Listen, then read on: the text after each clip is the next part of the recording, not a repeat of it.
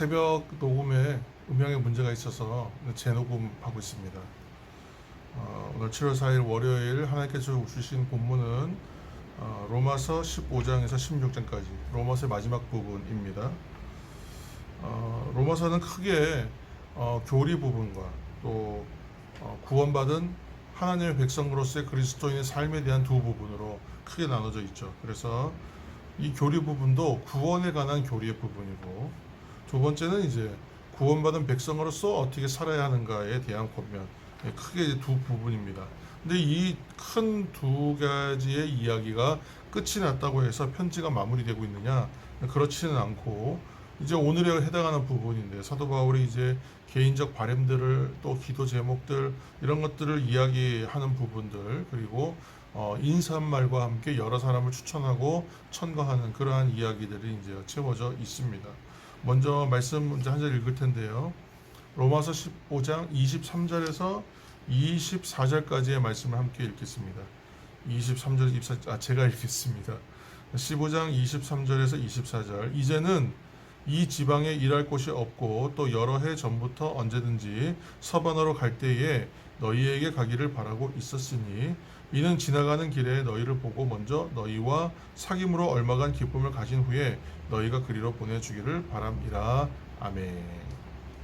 이제 우리가 로마서 처음에 다룰 때의 서두에서 이 부분을 이제 언급을 했었습니다. 이 이야기를 이제 그 로마의 동편 지역이죠. 로마의 동편 지역, 뭐 소아시아, 또 뭐 아가야, 마게도냐, 이제 유럽의 초입이죠. 이 부분들을 이제 어느 정도 다 선교 거점들을 확보하면서 다 전도를 했단 말이에요. 그리고 나서 복음이 어느 정도 이제 자생적으로 뿌려지고 키워질 만한 어떤 환경들이 마련되었기 때문에 이제는 로마를 중심으로 하여 서편으로 가고 싶은 겁니다. 그런데 로마의 서편으로 이제 가서 그쪽 지역, 서바나가 이제 땅끝이라고 여겼던 스페인의 지역이니까 땅끝이라고 여겼던 거예요. 그 이베리아 반도가. 그러니까 여기까지 전하고 싶은데 그렇다면 기존의 선교 거점이었던 안디옥 교회는 너무 멀죠. 그래서 이제는 로마가 그 역할을 해줬으면 좋겠다는 바람을 담고 있습니다. 그리고 이제 이것이 이제 첫 번째 자신의 선교 사역이 계속 되어 가기를, 지금 이제 나이가 많고 이제 은퇴할 시기가 다가오고 있음에도 불구하고 끝까지 선교 열정 포기하지 않는 사도 바울의 모습이고요. 두 번째는 이제 이 이방 교회, 마게도냐와 아가야 지방에 있는 교회들에 이제 부탁해서 모아진 헌금들이 있는데, 이 헌금을 가지고 예루살렘 교회에 가난한 사람들을 돕고 싶다. 근데 그 바람을 이제 얘기하는 것입니다. 그래서 예루살렘 교회를 이제 친히 방문하게 되는 그 계획들을 이야기하면서, 여기 방문하는 목적이 또 있죠. 이방 교회와 그런 유대인들 중심의 예루살렘 교회가 보이지 않는 알력이 있었어요. 그러니까 이방인이라고 하는 것에 대한 편견이죠. 그래서 이것에 대하여 교회의 연합적인 부분까지도 이루어졌으면 좋겠다라는 바람이 있었던 것입니다. 그래서 바울이 이제부터 하고자 하는 여행, 그 여정에 대한 얘기가 또 언급되고 있는데, 그가 가고 싶은 것은 첫 번째 단계는 고린도에서 예루살렘으로 가는 거죠. 예루살렘 교회로 가야 되고, 그리고 나서 예루살렘 교회에서 이제 어디로 가야 돼요? 이제 로마로 가야 되는 것이죠.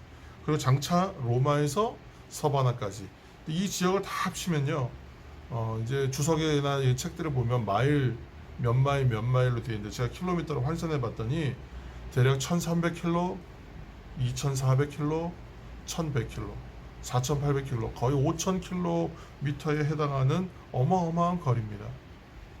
자신이 지금 고린도에서 예루살렘에 갔다가 다시 로마로 갔다가 서바나까지 가는 일정은 보통 일정이 아니에요. 오늘날처럼 길이 좋은 것도 아니고 수단이 좋은 것도 아니에요. 그리고 대한민국이 치안이 굉장히 좋지 않습니까? 대한민국처럼 치안이 좋고 안전한 길도 아닙니다. 그리고 먹을 것과 뭐 잘 곳과 여러 가지 고려했을 때 결코 쉬운 길이 아니에요. 생명을 내놓아야 하는 그런 길이죠. 근데 그 길을 가겠다는 거예요. 대수롭지 않게 얘기하고 있는 것 같지만 사실은 여기에는 모든 말들에는 그렇게 생명을 거는 언어들이라고 저는 생각해요. 이 거리의 총합은 서울에서 부산까지 거리에 약 12배에 해당하는 거리입니다. 서울에서 부산까지 사람이 걸어가려면 안 먹고 안 자고 그냥 안 쉬고 잠도 안 자고 쭉 걸어가면 5일에서 6일 정도 걸린답니다. 그런데 제대로 먹고 제대로 쉬면 어떻게 되겠어요? 그 거의 2배에서 3배 일정이 걸리죠. 근데 그 거리에 10배가 넘습니다. 엄청난 거리예요. 근데 사도 바울의 고백이 있었죠. 바로 은혜의 복음을 증가하는 일을 마치려 하면은 나의 생명을 조금도 아깝게 여기지 않는다는 자기 생명을 은혜의 복음 전하는 일과 맞바꾸는 것에 대하여 얼마든지 하겠다고 하는 사도 바울의 복음에 대한 고백이 있습니다. 그렇기 때문에 이러한 고백을 하는 사역자이기 때문에 이러한 계획들을 할 수도 있는 것입니다. 이제는 그만하고 쉬어도 될 만큼 엄청난 전도의 열매들을 맺어놓은 상태입니다. 그러나 끝까지 가겠다는 거예요.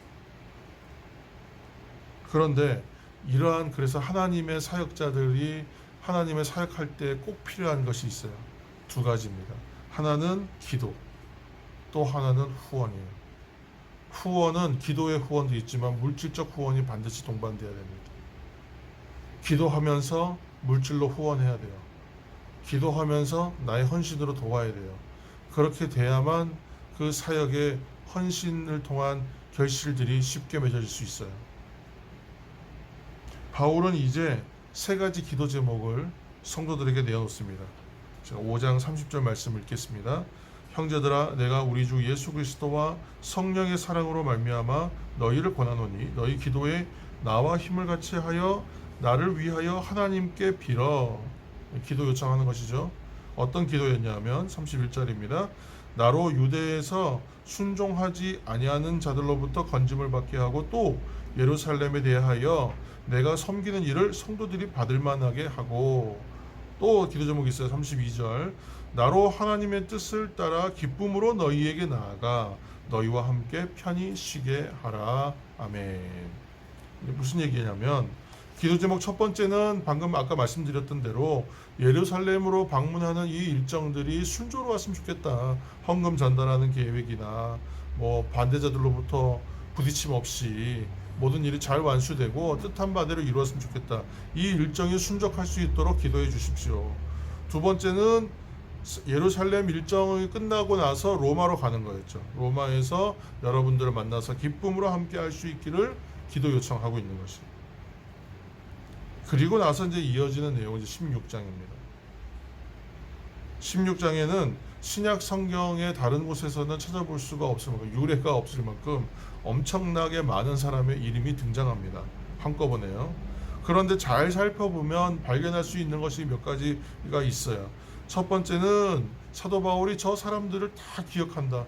그렇게 많은 사람들을 어떻게 일일이 기억하고 그들의 특징들을 다 알고 있고 사역의 어떤 장점들을 알고 있다. 이 관계가 어떤 것인가를 보여주는 것입니다.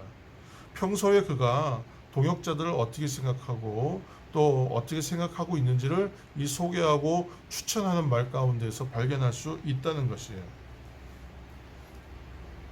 근데 이렇게 소개하고 얘기해야 하는 것은 이것을 통하여 사도 바울이 어떤 사람인가를 또 보여주는 또 좋은 증거이기도 합니다. 그래서 자신을 소개하는 방식이기도 한 것 같아요. 그리고 당시에 이제 2번째 발견하는 것은 당시의 교회가 그 구성원들이 어떻게 되어 있었는지를 이제 알게 되는 거예요. 그것은 매우 다양한 인종, 다양한 계층, 또 남자와 여자, 또 유대인, 이방인, 노예와 귀족에 이르기까지 다양한 계층과 다양한 신분과 다양한 성별이 섞여 있었다는 거예요.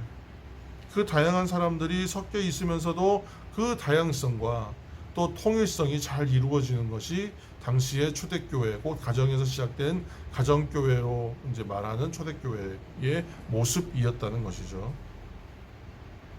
이처럼 유대인, 이방인, 남자와 여자, 또 노예와 귀족의 이름까지, 그 이름들이 어떤 사람은 전형적인 노예의 이름이고 어떤 사람은 귀족층의 이름이고 남자고 여자고 다 드러나지 않습니까? 어느 지역 출신인지도 이름 스타일에서 다 드러나기 때문에 그것으로 다 유추해 볼 수 있는 것입니다.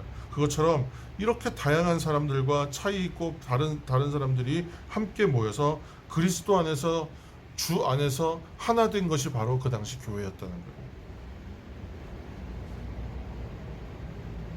이 일들은 그 복음 전파의 사명을 자신의 생명을 내놓는 것도 전혀 아끼지 않을 만큼 그렇게 기쁨으로 자신의 생명 내놓고 감당했던 사도 바울의 복음 전도가 어떠한 결실들을 맺고 있는지, 그리고 그 당시에 주 안에서 그리스도 안에서 이루어진 성령 안에서 이루어진 교회가 어떻게 작동하고 있었는지를 보여주는 너무 좋은 이해가 됩니다. 이처럼 인종과 신분과 그런 차이와 다름을 다 뛰어넘는 거예요. 오늘날은 에큐메니칼 운동이라고 해서 차이와 다름을 인정하여 교파가 통합되는 운동을 하고 있지만 그것도 쉽지가 않습니다. 잘 안 돼요. 거기에는 다 개인적 욕심이 있고 이해관계가 다르고 그렇기 때문에 잘 안 돼요. 오히려 수많은 교파로 갈라지고만 있을 뿐이에요. 그런 것을 보면 이 초대교회의 교회의 구성과 이 조화로움들과, 물론 그 안에서도 갈등이 있었겠지만 그 안에서의 아름답게 교회 세워가고 결국은 그 로마 교회로 시작되어진 그 복음 전파가 전 로마 지역을 다 복음화 시켜버리지 않습니까? 그러한 놀라운 폭발력이 일어나기까지의 이 교회됨을 이루어가는 것이 얼마나 중요한 것인가.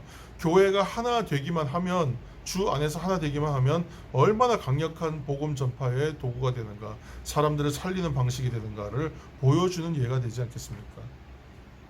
우리도 그래서 이제 상반기를 마치고 이제 하반기를 시작하는 7월 이제 첫 주간입니다. 여러분 지난 이제 맥주주일을 섬기는 교회도 있으셨겠지만 상반기를 감사로 마무리하고 하반기를 다시 결단으로 시작하고 저희 교회도 그렇게 시작합니다.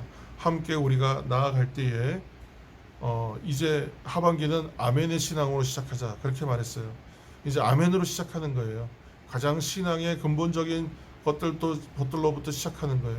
영성적 언어를 사용하면서 그때부터 시작하는 것이죠. 그래서 우리도 아멘의 신앙으로 시작하는 회복하는 하반기를 이제 시작하기를 다짐했습니다. 한 해 중간에 여러분 서서 감사하시고 또 감사로 회복되어 가며 이 하반기는 복음의 씨앗을 뿌리는 그러한 준비하는 기간으로, 열매를 얻는 기간으로 삼으시기를 예수님의 이름으로 축복합니다.